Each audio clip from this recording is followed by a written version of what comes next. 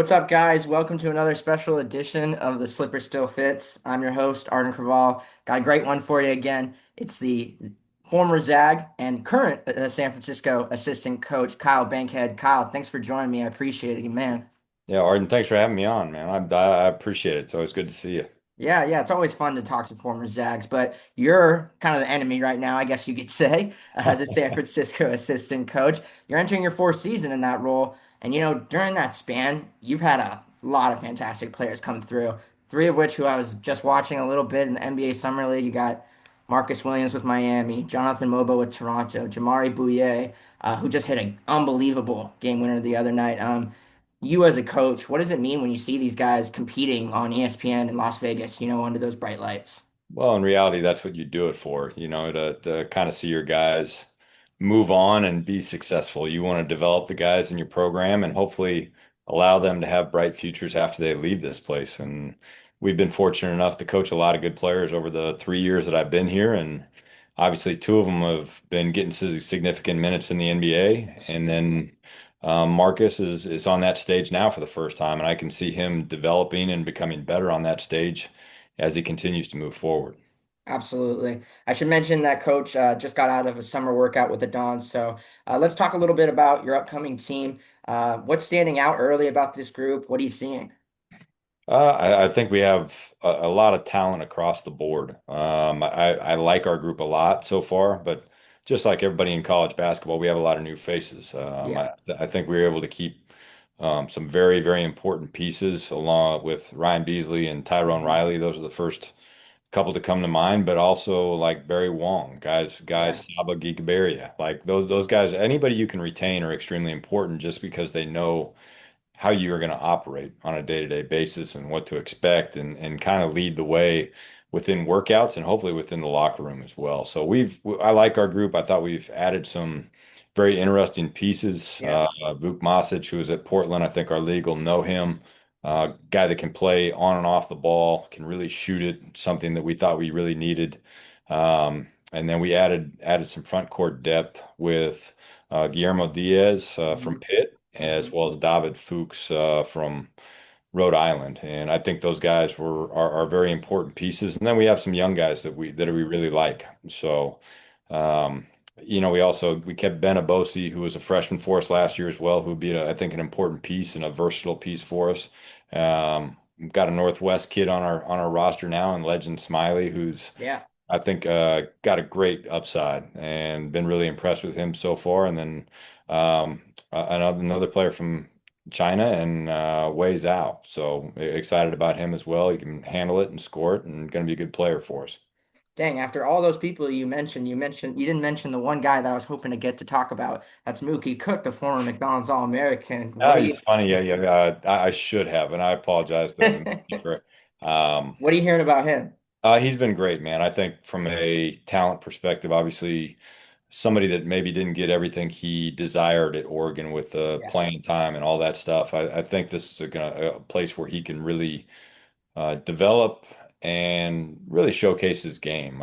He's a good talent. He's a really good talent. I think he's really going to be able to help us.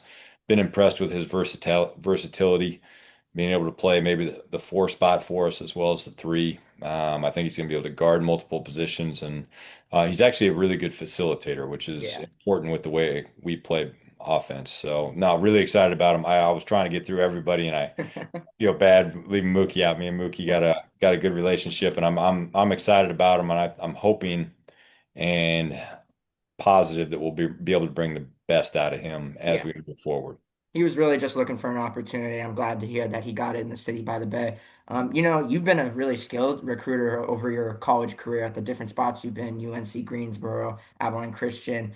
What role did you play in, if at all, in bringing him over to the city by the bay? Because he was, pretty sought after in the transfer portal. I think our staff, we do a pretty good job, I think, as a staff of it's not necessarily, hey, this is my guy, that's my Yeah. guy. It's all working together. But in reality, I think it's going to start at the top with Coach Gerlofson. Hmm. I think he's great at building relationships with young people and young men within the program and in the recruiting process and the families. And Mike Plank had a previous relationship with Mookie, knowing him before he ended up going to Oregon, and his family and all that. So I think both those guys were pretty important in the recruiting process. But when it comes down to it, like kids come on campus or we feel like we're in position possibly to get a individual, then everybody on our staff is going to be reaching out. I think that's important. And I know I haven't been on a staff like that, but I know there are staffs where it is a little bit competitive, and that's kind of how they Yeah, recruit is this is my guy, stay away, I'm yeah, going to do it. And exactly. we're not like that, which I think is really important. Yeah, I do hear a lot of teams have that kind of mentality when it comes to recruiting. So that's interesting to hear that's not the case for USF. Let's move over a little bit now to the Zags because I mean we are a Gonzaga site. You're a former Zag. We got to talk about that. You know, I'm sure I was curious as to hear if you're either upset or maybe just more excited about Gonzaga leaving the WCC for the Pac-12. What's your thoughts on that in general? I think there's some positives and negatives. Obviously, the name recognition that Gonzaga brings to any conference they're in is going to Yeah. is going to be important and it's going to be big. They've done a great job developing a national brand. Mhm. I tell a lot of people they're pretty much a blue blood program. I, I'm not sure everybody realizes that, but the way they operate, the way they play, and how successful they are year in, year out, that's the level that they've put themselves at. So in some ways, I think the recognition, maybe they'll take some of that with them, but in others, it's the amazing thing about that program and the unfortunate thing, and maybe the seat I'm sitting is they've played in, what is it, 26 straight Yep. West Coast Conference championship games. And that's just unheard of in Yeah. college basketball. You remove them from the equation, and now you're talking about giving yourself maybe a little bit better chance of an at-large. And Absolutely. unfortunately, we've ended up, my 3 years here, we've ended up on the same side as the Mhm. bracket with them each time, and they've knocked us out of the conference tournament each time. Mhm. So there are some frustrating points with them being in the conference, but also the recognition is positive. But I do think there's going to be some interesting things moving forward with the West Coast Conference, Yeah. just with them leaving Washington State, obviously, and Oregon State leaving, and then you never know with conference realignment if there's going to be some other departures or some other changes that come with that. Yeah, there's always been rumors about St. Mary's leaving as well, but it really just opens up the door for you guys, as a program in the WCC. Let's talk about those good old days when you were at Gonzaga a little bit.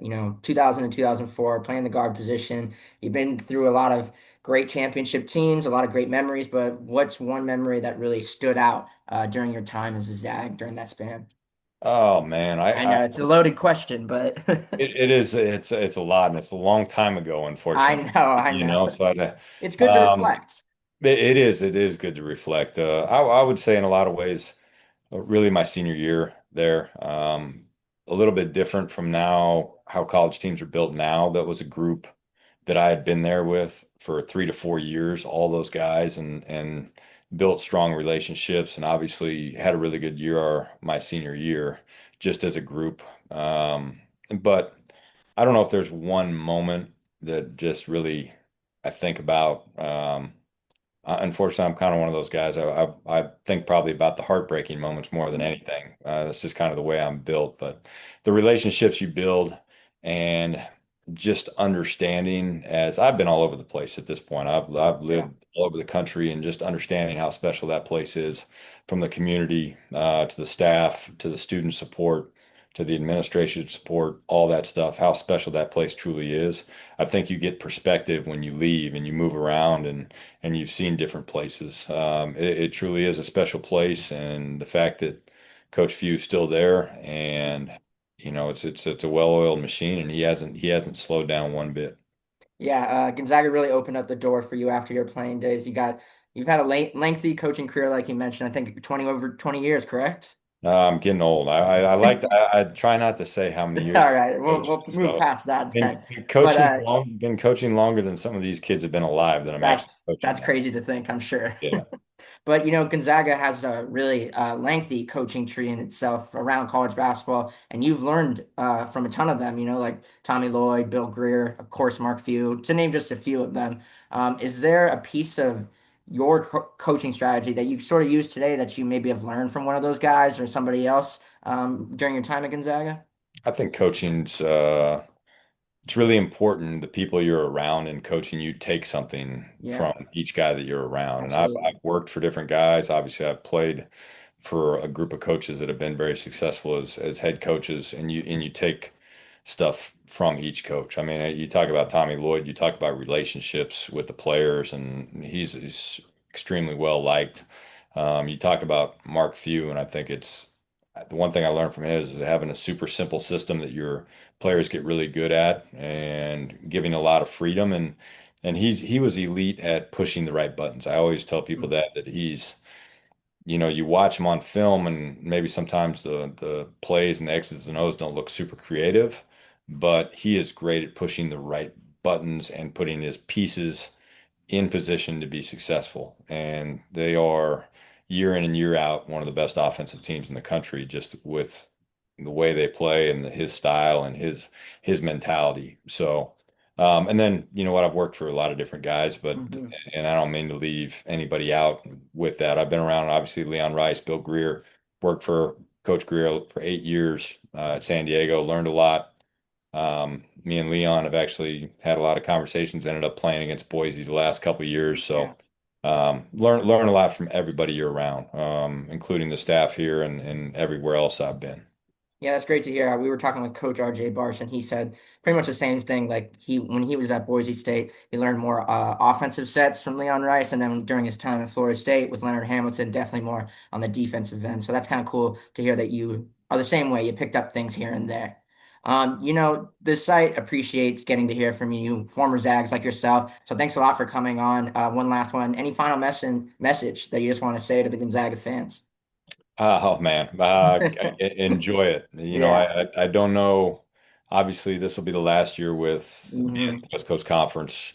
I think that you got to be able to look back and really appreciate what's been done with that program through 20 plus years Hmm. now. And I imagine it'll continue, but you never know with the conference realignment and just where the landscape of college basketball is going. I think it's really important that the fan base appreciate what they've seen over these last 25, 26 years. Yeah, and I think they do. They definitely appreciate all the memories that this program has given us. But to you, congrats on all your success at USF, and I wish you the best of luck in WCC play, man.